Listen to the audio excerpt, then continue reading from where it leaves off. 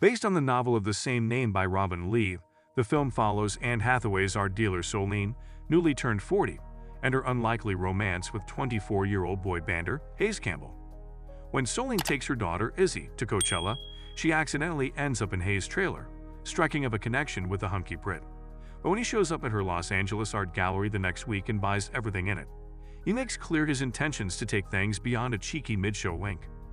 Soon, Solene is falling headlong into his world, jet-setting to New York and around the world while Izzy is at summer camp. But their fragile relationship can only withstand the pressures of the outside world for so long.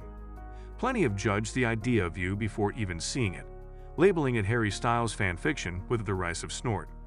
It's true that Hayes and Harry have much in common, including their penchant for tattoos and heartthrob status.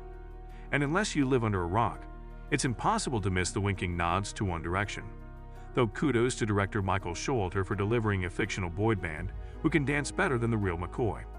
But both the text and the performances are far more nuanced and emotional than the implications of those who use such a label. Here's how the movie's conclusion offers a more promising future for Solene and Hayes than Lee's novel.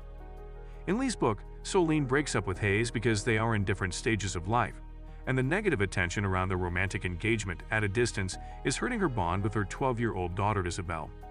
After a few weeks apart from touring, Hayes arrives at her house sobbing uncontrollably about their split.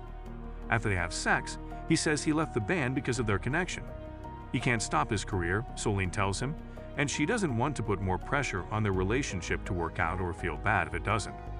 Saying that maybe she didn't love him, but rather liked the idea of him, she forces him to leave her home.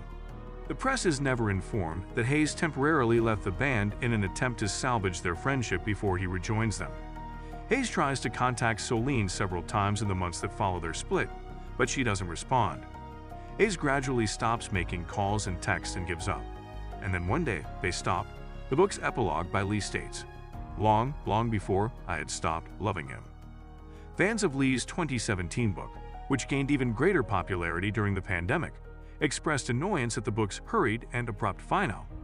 Book bloggers who were drawn into the romance were taken aback and heartbroken by the way Solene and Hayes' romance ended. Fortunately, fans can celebrate that the outcome for their cinematic counterparts is better. In the movie, Solene finds the unceasing attention to be too much.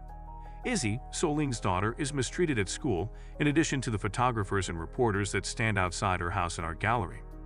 Since her relationship with Izzy is her top concern, Solene ends her relationship with Hayes because their romance is interfering with it. When Hayes sees Solene later that evening, she apologizes, he tells her he loves her, and they share a kiss.